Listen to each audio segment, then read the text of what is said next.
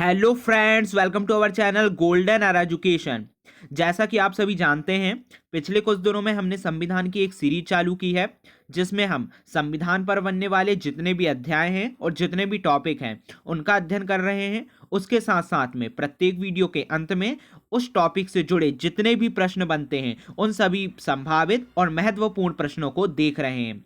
इसी कड़ी में आज मैं आपके लिए लेकर आया हूं भारतीय संविधान के विदेशी स्रोत। यहां मैं आपको एक चीज बता दूं कि अगर आपने पिछली वीडियोस नहीं देखी है, पिछली टॉपिक को नहीं देखा है, तो डिस्क्रिप्शन में मैं आपको जो प्लेलिस्ट बनाई गई है संविधान की उसकी मैं लिंक दे दूंगा। वहां पर आप जाकर के संविधान के सीरीज में जितने भी अध्याय हैं, जितने भी टॉपिक हैं, उन पर जितनी भी वीडियो बन चुकी है वो आप आसानी से देख सकते हैं।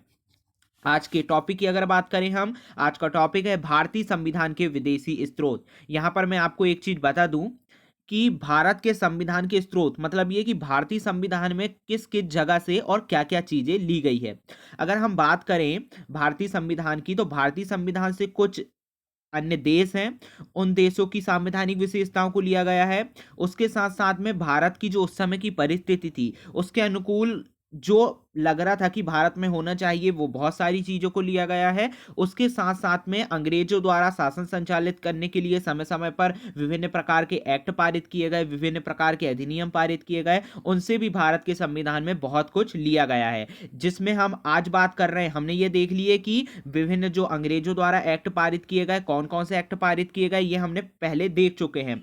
आज की वीडियो में हम देख रहे हैं कि विदेशी, है ना, जो विदेश के जो राष्ट्र हैं, भारत के अलावा जो अन्य देश हैं, वहां से क्या क्या भारत के संविधान में लिया गया है। ठीक है, भारत की उस समय की परिस्थिति और जो भारत के लिए सही लगता था उनमें। तो अगर हम सबसे पहले बात करें, नहीं, यहां पर एक चीज और ध्यान दे दें हम कि भारत संविधान में अगर हम सबसे ज्यादा प्रभाव देखें, देखिए विदेशों से तो बहुत सारी चीजें ली गई है, ठीक है, और भारत का भी अपना बहुत सारा है, लेकिन अगर हम बात करें कि सबसे अधिक प्रभाव भारत के संविधान में किस अधिनियम का है, तो ये है भारत शासन अधिनियम 1935 का। ठीक है, ध्यान से याद रखिएगा ये चीज, भारत शासन अधिनियम 1935 से बहुत सारी ऐसी चीजें हैं, है ना, जो 395 अनुच्छेद है उसमें बहुत सारी ऐसी चीजें हैं जो भारत शासन अधिनियम 1935 से ली गई है और सबसे ज्यादा चीजें ली गई है। ठीक है, ये पॉइंट आप ध्यान रखिएगा। अब अगर हम बात करें कि संयुक्त राज्य अमेरिका से भारत के संविधान में क्या क्या लिया गया है, तो इसमें लिया गया है मौलिक अधिकार। अब देखिए, वर्तमान में अगर हम मौलिक अधिकार की बात करें तो जो भारत के नागरिक हैं उन्हें 6 मौलिक अधिकार प्राप्त हैं, लेकिन जब मूल संविधान, है ना, जब संविधान लागू हुआ था तो उस समय 7 मौलिक अधिकार जो नागरिक हैं उनको प्राप्त थे, जिसमें जो 7वां मौलिक अधिकार था वो था संपत्ति का अधिकार, जैसे क्या कर दिया गया है, वर्तमान में समाप्त कर दिया गया है। सेकंड बात आती है न्यायिक पुनर्अवलोकन। देखिए, न्यायिक पुनर्अवलोकन मतलब ये कि न्यायपालिका को यह शक्ति है या नहीं कि वह अगर संसद द्वारा कोई विधि बनाई जा रही, कोई अधिनियम पारित किया जा रहा है तो उसकी जांच कर सकती है, और जांच करने के साथ साथ अगर वो संविधान के मूल ढांचे के विरुद्ध है तो उसे अवैध भी घोषित कर सकती है और उसे समाप्त भी कर सकती है। तो यह जो शक्ति है ये कहलाती है न्यायिक पुनर्अवलोकन की शक्ति। तो ये वर्तमान में भारत में है। अब देखिए, यहाँ पर एक चीज और ध्यान रखना है, अगर हम बात करें कि सबसे ज्यादा शक्तिशाली, है ना, विश्व में सबसे ज्यादा शक्तिशाली न्यायपालिका कहाँ की है, तो वो कहा जाता है कि अमेरिका की है। ठीक है, और सेकंड नंबर में भारत की न्यायपालिका लगती, क्यों? क्योंकि भारत की जो न्यायपालिका है उसको न्यायिक पुनर्अवलोकन की शक्ति प्राप्त है।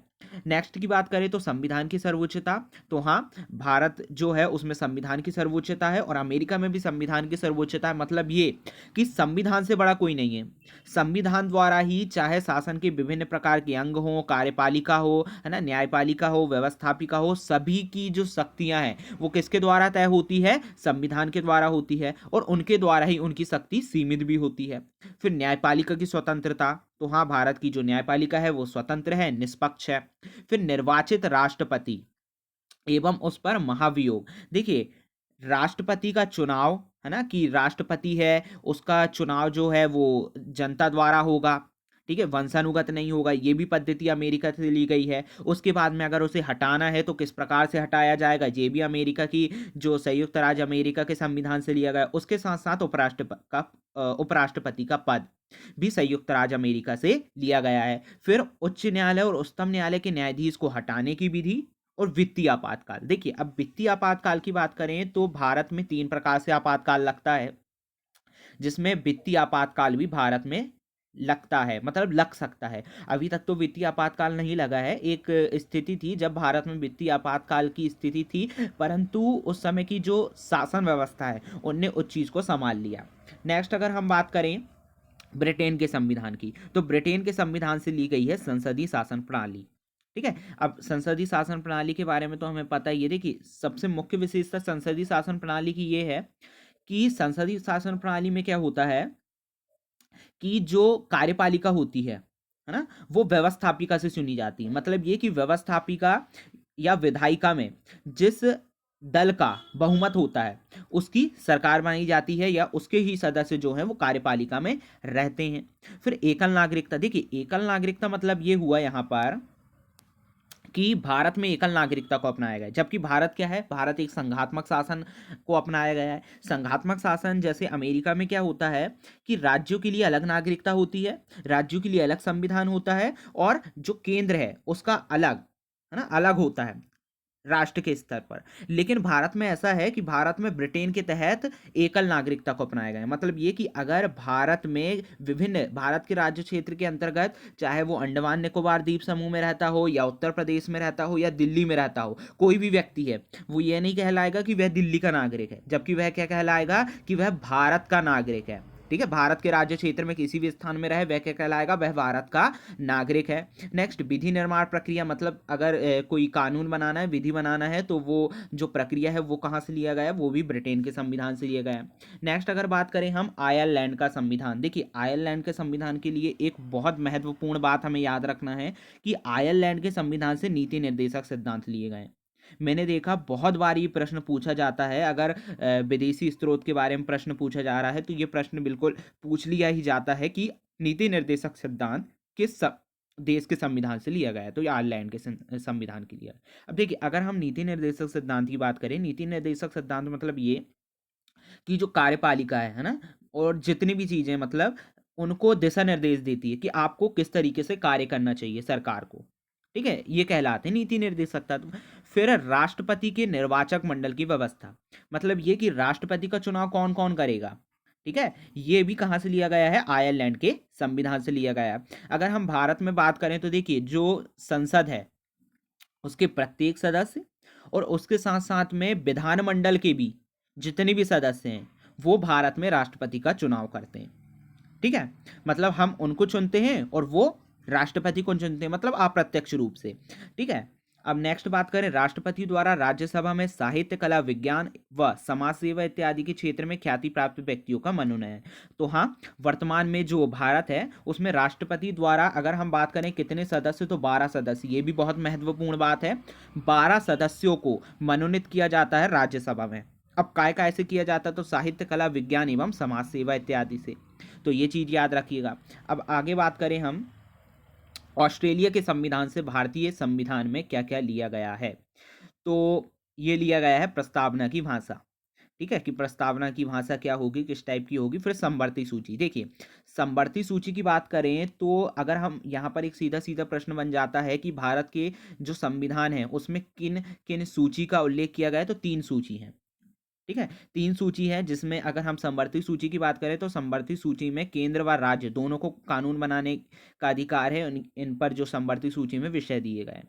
ठीक है, फिर अगर बात करें राज्य एवं केंद्र के बीच संबंध तथा शक्तियों का विभाजन। देखिए, मतलब ये कि ऑस्ट्रेलिया के संविधान से ये लिया गया है। ये संघात्मक शासन की भी एक प्रमुख विशेषता है कि संघात्मक शासन में क्या होता है कि जो केंद्र होती है ना, और जो राज्य होते हैं उनमें शक्तियों का विभाजन कर दिया जाता है कि केंद्र सरकार को ये चीज़ रहेंगी कि आप इन इन चीज़ों पर कानून बनाओ, ये आपको अधिकार हैं, राज्यों के लिए अलग। तो इस प्रकार की जो व्यवस्था है वो ली गई है ऑस्ट्रेलिया के संविधान से। फिर संसदीय विशेष अधिकार, है ना।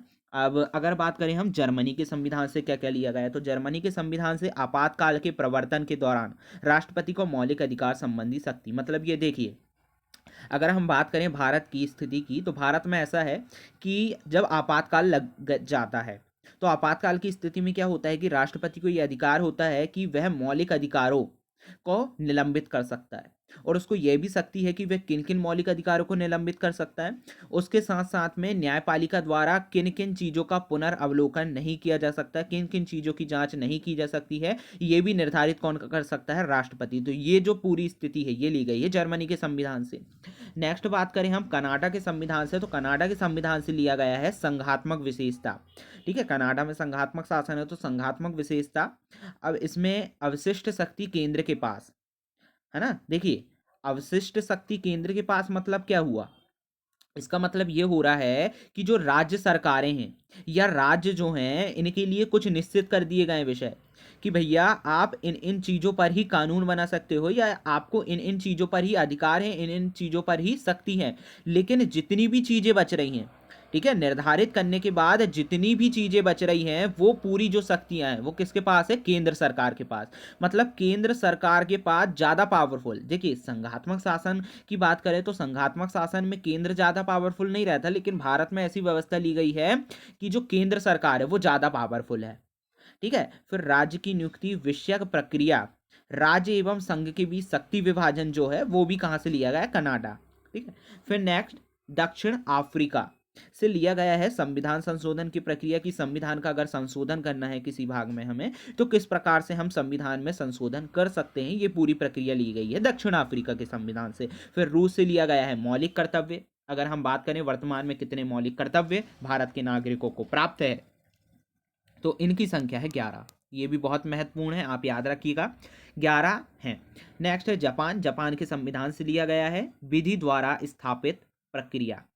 ठीक है, कि विधि द्वारा अगर स्थापित प्रक्रिया पूरी जो है वो जापान से ली गई है। तो ये थे भारतीय संविधान के विदेशी स्रोत।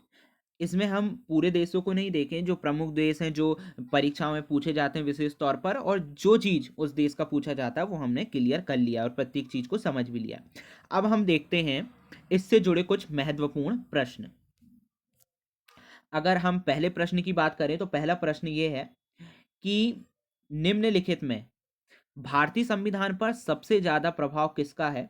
तो हमने देखा था सबसे शुरू में ही हमने देखा था कि जो भारतीय संविधान है इसमें सबसे ज़्यादा प्रभाव किसका है, तो सबसे ज़्यादा प्रभाव है भारत शासन अधिनियम 1935 का।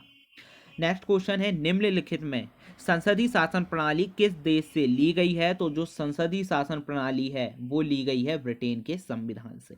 नेक्स्ट क्वेश्चन है भारत में आपातकाल के दौरान राष्ट्रपति द्वारा किस को निलंबित कर दिया जाता है, तो अभी ही हमने देखे थे कि मौलिक अधिकार को निलंबित कर दिया जाता है। राष्ट्रपति को यह शक्ति होती है कि आपातकाल के दौरान वो जौन से मौलिक अधिकार को चाहे उसको निलंबित कर सकता है, उसको समाप्त कर सकता है, सिर्फ उसी स्थिति में फिर वो लागू हो जाएगा। नेक्स्ट नीति निर्देशक तत्व निम्नलिखित में से किस देश से लिए गए हैं, तो ये लिए गए हैं आयरलैंड के संविधान से। नेक्स्ट देखते हैं निम्नलिखित में से भारत में कौन सी शासन प्रणाली है, तो हमने देखिए शासन प्रणाली की बात करें अगर हम तो भारत में है संसदीय शासन प्रणाली। अमेरिका की बात करें तो अमेरिका में है अध्यक्षीय शासन प्रणाली। अगर हम ब्रिटेन की बात करें तो ब्रिटेन में भी है संसदीय शासन प्रणाली। ठीक है, अब अगर ये भी है कि एक दलीय शासन प्रणाली की बात करें तो देखिए भारत में बहुदलीय शासन प्रणाली है। मतलब कि विभिन्न प्रकार के जो दल हैं उनको चुनाव लड़ने का अधिकार दिया गया है, परंतु कुछ ऐसे देश हैं जहां पर सिर्फ एक दल है, कुछ ऐसे देश हैं जहां पर सिर्फ दो दल हैं, और कुछ ऐसे देश हैं जहां पर बहुत सारे दल हैं। अब बात करें न्यायिक पुनर्वलोकन किस संविधान से लिया गया है, तो न्यायिक पुनर्वलोकन की जो शक्ति है वो ली गई है अमेरिका के संविधान से। नेक्स्ट क्वेश्चन दक्षिण अफ्रीका के संविधान से निम्नलिखित में से क्या लिया गया है, तो दक्षिण अफ्रीका का जो संविधान है उससे निम्नलिखित में से जो है वो लिया गया है संविधान संशोधन प्रक्रिया। तो ये थे दोस्तों कुछ महत्वपूर्ण प्रश्न। अगली वीडियो में हम संविधान से जुड़े जो टॉपिक बनता है उसको देखेंगे और उससे संबंधित प्रश्नों को देखेंगे। अगर आपने इस चैनल को सब्सक्राइब नहीं किया है तो चैनल को सब्सक्राइब जरूर कर लीजिएगा। आपको यह वीडियो कैसी लगी कमेंट बॉक्स में ज़रूर बताइएगा, और इस वीडियो को लाइक ज़रूर कीजिएगा और अपने दोस्तों को भी इस वीडियो को शेयर कीजिएगा। धन्यवाद दोस्तों।